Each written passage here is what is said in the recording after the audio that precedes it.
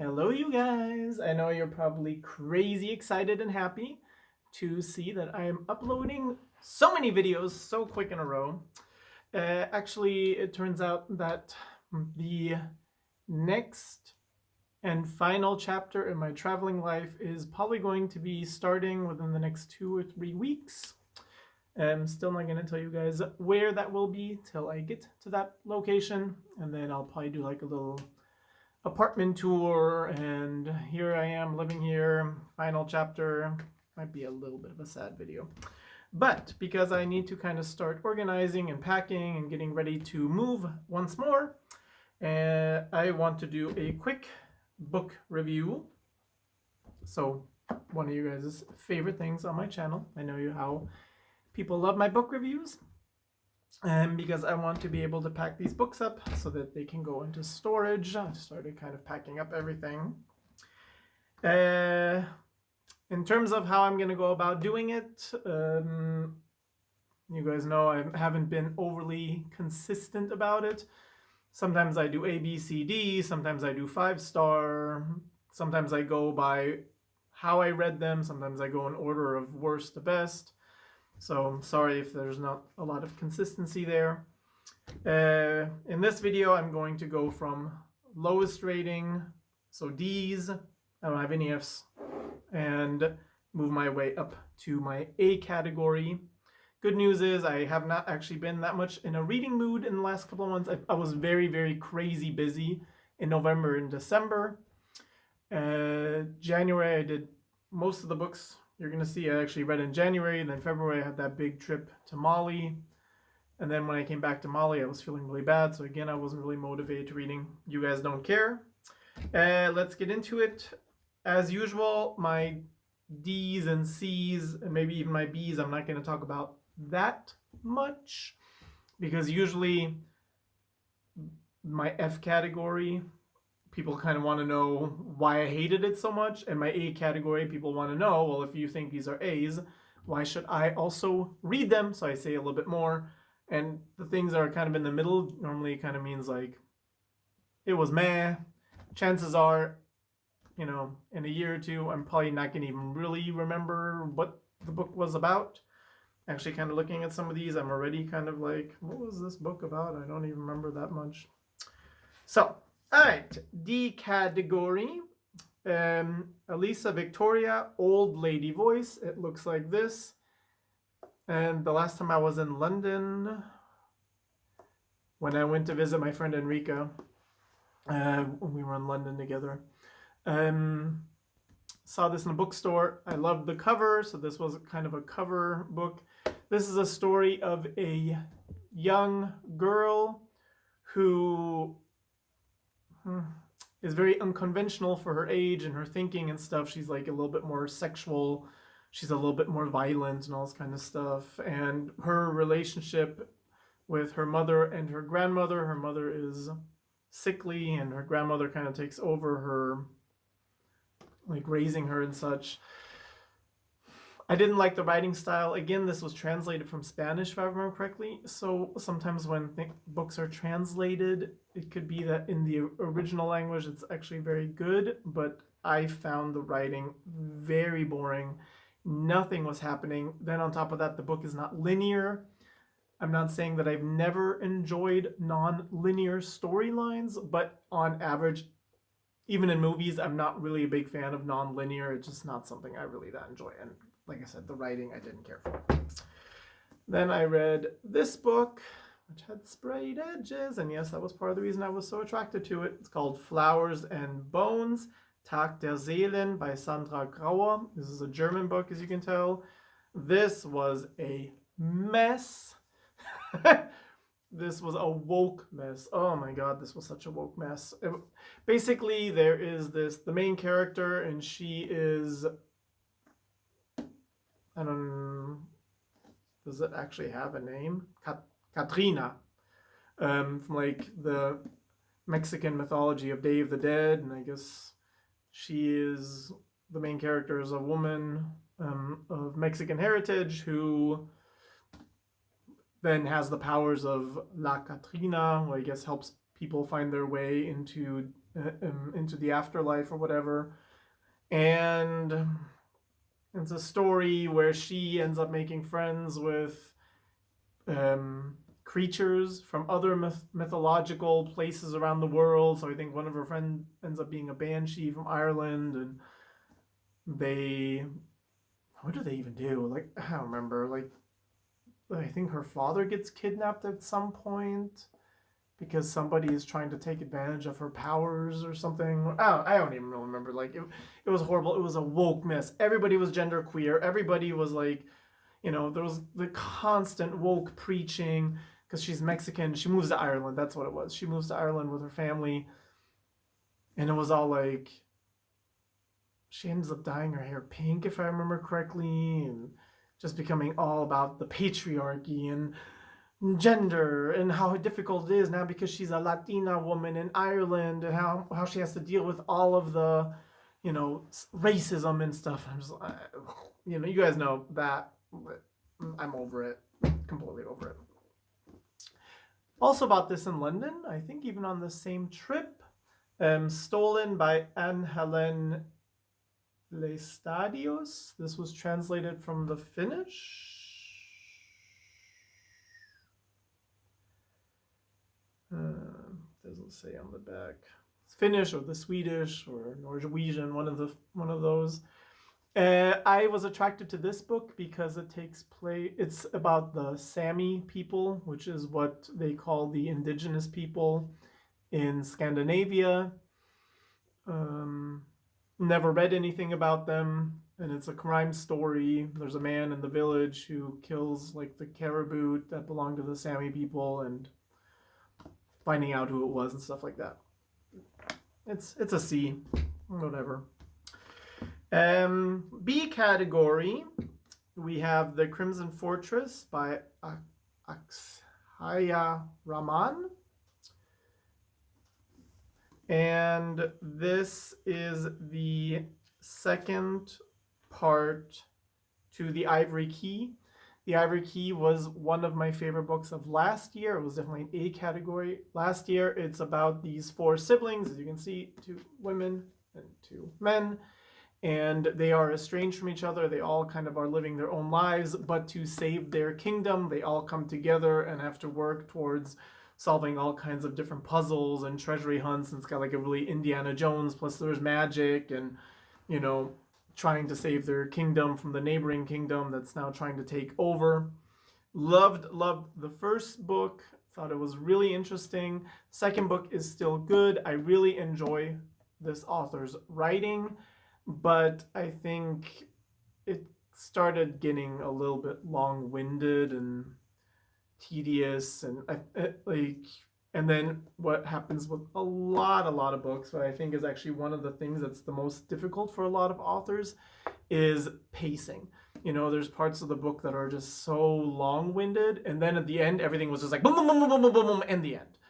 And I just don't like that much, which is why I bumped down from an A to a B. Then All That's Left in the World by Erik J. Brown. I also bought this in London. They have a gay bookstore in London. If you guys watched my last book review video, I talked about the fact that I was really disappointed by that bookstore, actually. Because I walked in and first of all, it was all just white girls, middle-aged, not middle-aged, but like, no, not middle-aged. I would say like early 20s up to middle-aged white women that you could tell are just bored and kind of want to latch onto the queer community. There was like no actual gay people in the store from what I could tell, and just like allies, which fine. Not a video about the bookstore, it's a video about the book. Probably the first half of this book I really enjoyed. This is once again dystopian future. I really enjoy dystopian future novels. This one, dystopian future, there's a virus that wiped it out. It was written during the corona time, so this is a direct reflection of that. And then there is these 2 boys. One is gay, the other one, it's implied that he's actually straight. But of course, it being 2024, he eventually falls in love with the other boy because, you know, it's okay to convert straight people and not creepy whatsoever. The first part of the book I actually really enjoyed as compared to the book that I read last year that was also dystopian future and also gender and also bought in that bookstore, where it was just like, to me, completely ridiculous because the main character was more upset about the fact that people were using the wrong pronouns rather than the fact that the world was completely going to crap around her. Sorry, him. Um, so I liked the first half of the book because even though it's about two boys and it was, you could already tell that the author is wokey leaning, but it wasn't so in your face for the first half. And then, spoiler alert, halfway through the book, and I actually really like the writing too, halfway through the book, all of a sudden these boys, because, you know, I think like they said something like 97% of the world population was wiped out by this virus. They actually come across this community, and right away they're both kind of like, something seems off. And then at some point, one of the boys kind of goes like, there's no black people in this community. And then from there, it just got so ridiculously woke. Because of course, you know, end of the world, there's hardly any food, there's like, people are missing and there's dead people everywhere, the infrastructure's falling apart, but of course they come across a community of white supremacists who hate black people and who hate gay people and are like pro-America and Trumpers, and I'm just like, then like the book was ruined to me because I was like, this now again was very much the same as the other dystopian future. I was kind of like, I am not going to believe, and of course this is fiction, so of course you have to kind of set aside realities when you're reading these books, but I'm just like, I'm just not going to believe in a not so distant future or whatever where 97% of the population has died. You have to worry because there's cannibalism has started, people are fighting over resources, all these things are happening. That, again, the biggest problem that is happening with the people who are left in the world is that there's rampant racism and rampant homophobia, and I was just like, I don't understand why these woke writers have to do this crap. Like, it's so tedious to read, it's so ridiculous, it doesn't fit with the setting. I was telling my friend, I was like, if you want to write a book that's just about woke and just pushing your woke ideology and your policies, then why not put it in a setting that makes sense? Have it be a modern day campus somewhere in San Francisco or New York or, you know, one of the other super wokey cities in the US, and have it be a group of friends who are all in their early 20s and all they're doing is talking stupid crap because they don't know anything about real life, and the most important thing is pronouns and pretending that you understand how communism and capitalism works and how oppressed everybody is, and, you know, own voices and all that kind of stuff. And in that setting it would make sense because that's the kind of crap that's coming out of university life right now. In a dystopian future, that is completely ridiculous. It's not going to happen. If you are literally at the point of starvation and not knowing where to get your next meal, and you have to worry about people potentially capturing you and killing you to eat you, there's this one point where he's in the camp, and the camp leader or something says something like, "Don't worry, you two. We're going to make this camp great, and we're going to make America great. You know, we're going to make this land great again," or something like that. And one of the boys actually says, well, technically this land was never great because we stole it from the indigenous. And I was just like, who would say or think something so stupid in a dystopian future? It was just so stupid. Like, I don't even know. Like, I really liked the writing. I liked that it was a very slow burn romance, even though I think it's a little bit creepy that, of course, the straight guy becomes gay for the other guy, but it was like sweet. It wasn't like graphic or anything. The writing was actually good, but then like how woke it got was just, I'm not sure, why did I even put this in the B? You know, I'm gonna bump this down to like a C just because the second half was, you could barely read it. It was so woke and nauseating. Okay, then let's go into our A category. A minus. We have Dallergut Dream Department Store. And this is by Miye. This is translated from the Korean. Also bought this in London. I went on a big book shopping spree in London because obviously they have English books and not like here in Germany. Really enjoyed the writing. I really like that this was something just completely different from anything else I've ever read. It's a completely unique story. And basically, this is in this world, basically, when humans fall asleep, we actually then go into dream world. And in dream world, we're actually active. We actually have active lives separate from the lives that we live in the real world. And we follow a woman who gets hired into this department store, and this department store sells dreams to people who fall asleep. So you fall asleep, you can go in that department store and say, tonight I want to dream about being a superhero or falling in love or whatever. And, they talk kind of about like different dreams and what their meaning is and why would people want to buy these kind of dreams and kind of just the importance of dreaming and having hope. And it was a really cute story. It was very unique. It's nothing like super in depth, but like it wasn't political, it wasn't woke, it was just a story. It was a relatively easy read, and it was just a fun story that's kind of different from anything else I've ever read. And of course, it's a gorgeous cover, which never hurts. Then the next A is a book called Termush by Sven Holm, which is also translated, I think, from the Danish. Very short little book. And this is a book, I think it was written in the 60s, if I remember correctly. And it's a book about nuclear Holocaust survivors. Actually, was this written in the 60s? Maybe it was written before that. Yeah, 60s. And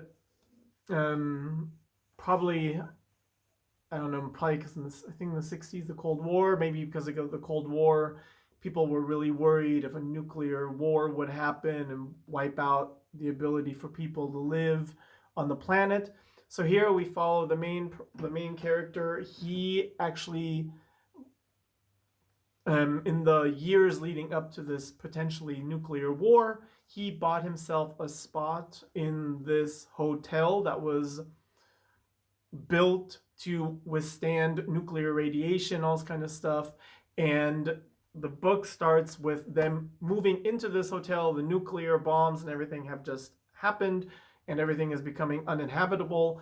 And him and the group of people who also paid themselves in, they're living in this hotel, and it's kind of like this is really like a mental brain fuck, because it's, even though it's so short, it's showing like how these survivors are actually kind of dealing with the fact that they're now basically cooped up in this hotel and not kind of feeling hopeless and tired all the time because they don't really have any purpose. They can't go outside. They don't really see the point in maybe even procreating or building a life anymore, because they're like, well, nobody can really go beyond, and we have limited resources in this hotel. And I think a lot of the guests kind of re-questioning why they even bought themselves a spot in this hotel, since, what are you going to do now? Live out the next 40 years of your life living in this hotel, and how it messes with their mind and such. And it was really, psychologically, I thought, really super interesting. Then the next A is from Karen Duve. It's called Taxi. I don't know if I talked about it on my channel. Karen Duve is one of my favorite German authors. And last year, she brought out a new book that I reviewed last year.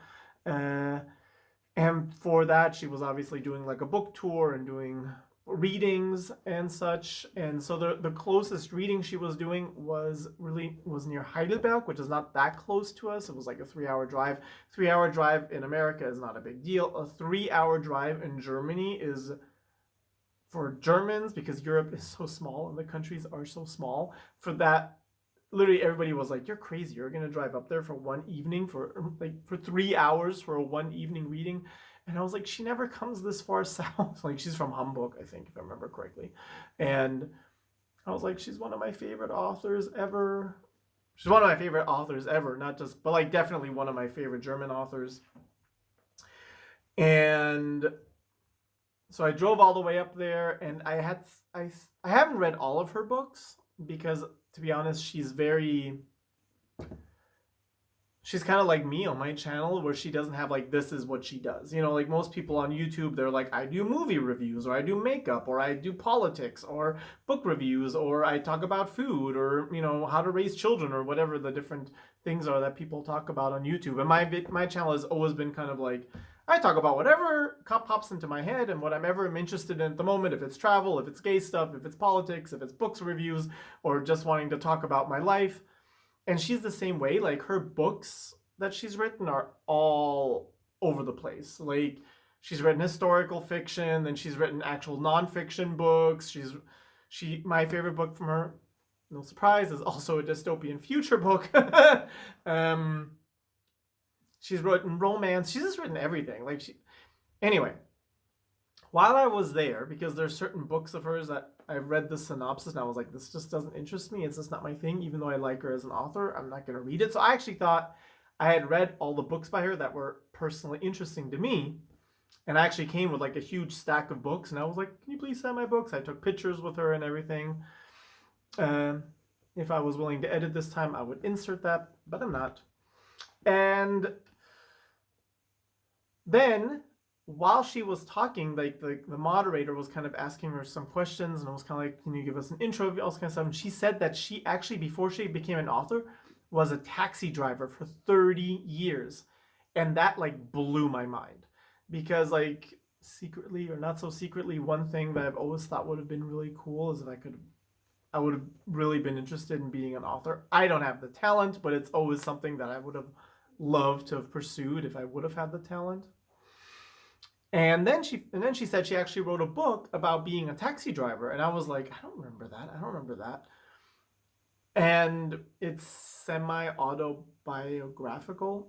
So I was like, that sounds so interesting. Like, the amount of, like, imagine the kind of experiences you must have made being like a taxi driver for 30 years. And like, especially in like a major city, the kind of people and stuff. Yeah. So anyway, this is the book. Did not disappoint. It is, of course, amazing. I love her writing style. The